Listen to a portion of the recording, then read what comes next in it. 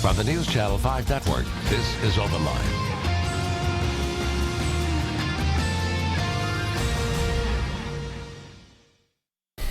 Hello everyone, welcome to Open Line. I am Ben Hall. Good show tonight. We are talking about one of those issues that always gets people maybe to call in, emotions run high, but I always enjoy hearing what people have to say. We're talking about guns. Legislative session has just ended.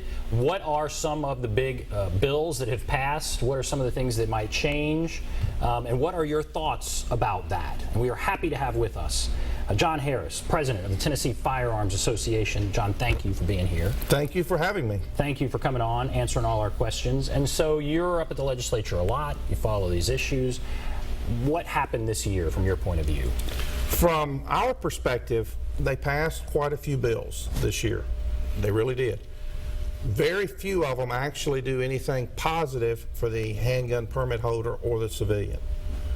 They do, I mean, for example, they have bills about letting certain classes of people get reduced rates on their permit. They have things about allowing retired police officers certain perks on their permits. And there's a bunch of those little kind of special interest group bills.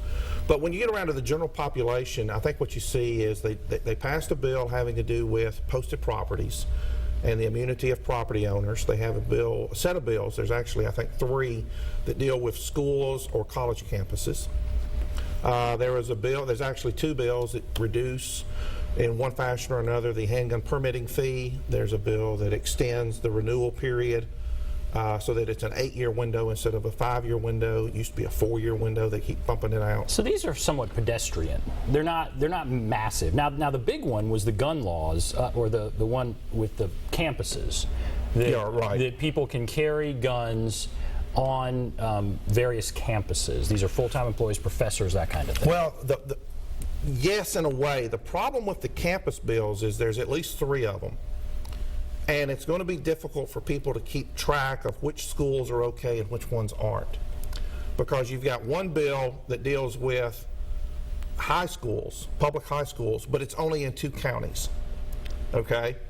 Then you have another bill that deals with public college campuses, colleges and universities, and it allows certain people that can legally carry in the state, even if they don't have a Tennessee permit. Maybe they live in Kentucky and work at Austin Peay. Well, the way that bill's written, as long as the person can legally carry in the state and they work at the university, then they could carry, but the students can't. Right. And guests can't. So you couldn't go to a ball game and carry.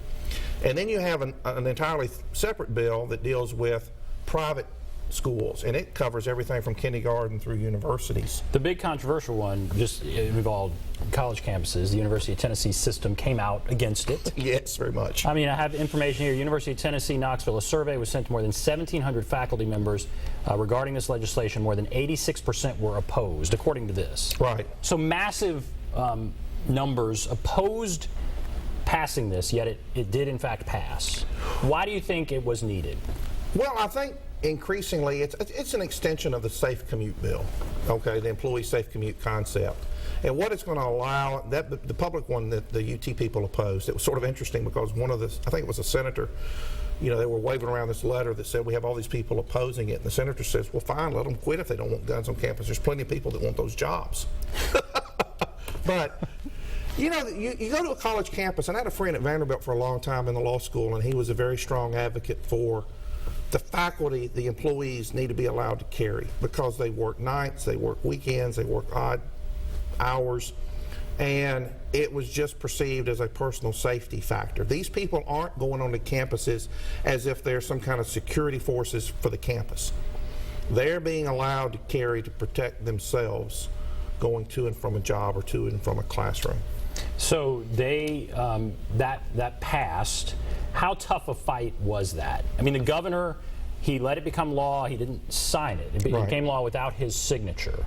There was all of this opposition. Were you surprised? Were you not surprised that it became law at the level of fight there was? What were your thoughts there? No, I mean, it's been percolating for a couple of years, and what we've seen continuously is UT, the big schools, they don't want their faculty, their employees, to be able to carry on the campus. That's why you see this opposition from Vanderbilt, UT. Those are the two biggest that usually do it.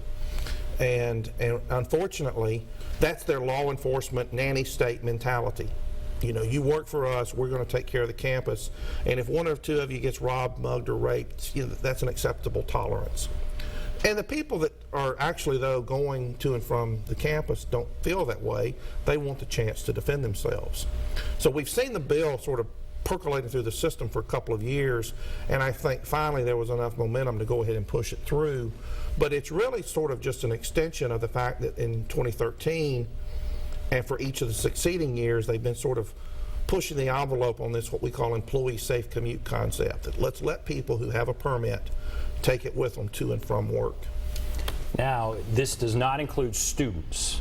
The public campuses does not. The bill that has to do with private schools requires that each private school can make up its own policy.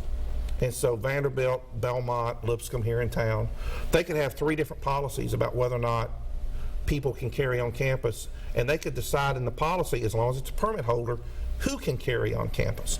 So private schools could allow teachers, faculty, guests, you know, anybody that's on campus for any reason, if that's where they wanted to go with their policy. But the University of Tennessee, that's not there right now. No. Do you expect next year? Because there was a lawmaker that said that's the next step.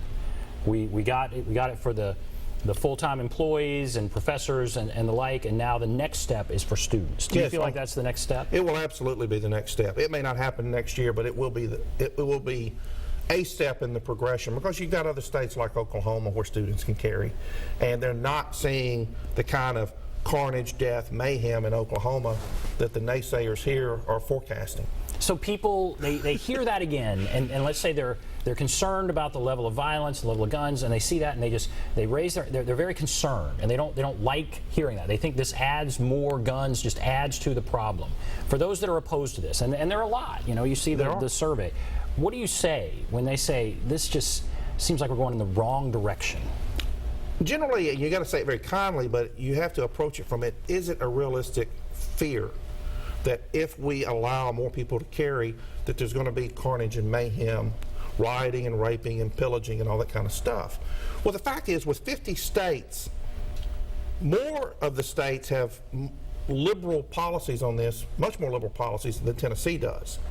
And so we've got all these test cases all over the country where we can say, look, this is already being done in this state, and it's not having those kinds of consequences. So it's not like we would be the guinea pigs. The guinea pigs are already out there, and they've got, in some instances, years of experience, and they don't have the kind of problems that the naysayers, but typically the naysayers don't want to take into consideration the fact that this proposal is already operational without problem in another jurisdiction.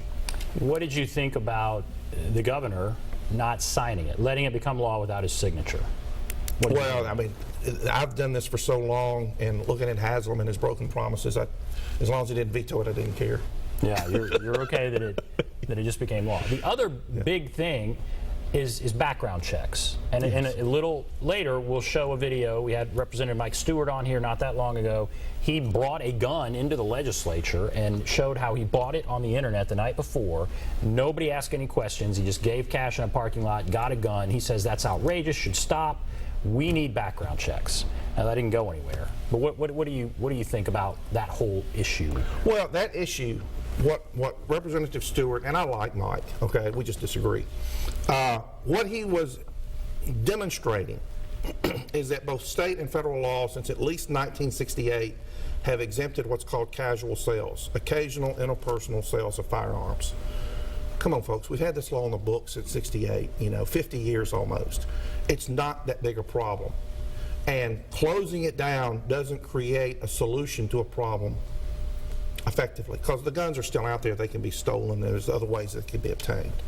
Now, some would say it is a problem. You can go to a gun show, you can buy these things without having to get a background check in some cases, that you can go online and buy a gun without a background check. Responsible people get a background check. Why not just close this loophole, or whatever you want to call it? Why not say, you know what, there should be a background check? I mean, if you buy a gun, you have to get a background check. If I buy it from a dealer. So why So what's the reason for not doing that? I've heard this casual sales, and that's if a farmer, I think, wants to give it or sell it to his son. You don't want to make him have to go through a background check. I get that. But when we're talking about over the internet, cash changing hands in a parking lot or at a gun show, why the resistance to that? The resistance part of it is the federal government never wanted to do that in the first place because of the regulatory headache of trying to keep track of individuals as opposed to dealers. I mean, if you're a dealer in Tennessee and you've got to put people through a background check, you have an account set up with TBI. It's $10 a pop to run those checks. They basically bill the dealer and the dealer has to pay it. There's a practical problem of what are you going to do, because there's a $10 fee. And about the only solution that I've heard on the other side of the coin is if we impose the background check, that's going to force you to take it to a dealer and have them do the background check, because TBI don't want to deal with civilians. And all of a sudden it goes from a $10 fee to maybe the dealer's adding on $25 or $30 because they got to run it through all of their paperwork. It's not just a simple transaction. It's a paperwork nightmare. Okay. All right. We have to take a break. If you're on the line, hold on, Lee and others. If you want to call, there's the number, 615-737-PLUS. 615-737-7587. What do you think about gun laws in Tennessee? Take a break. Be back right after this.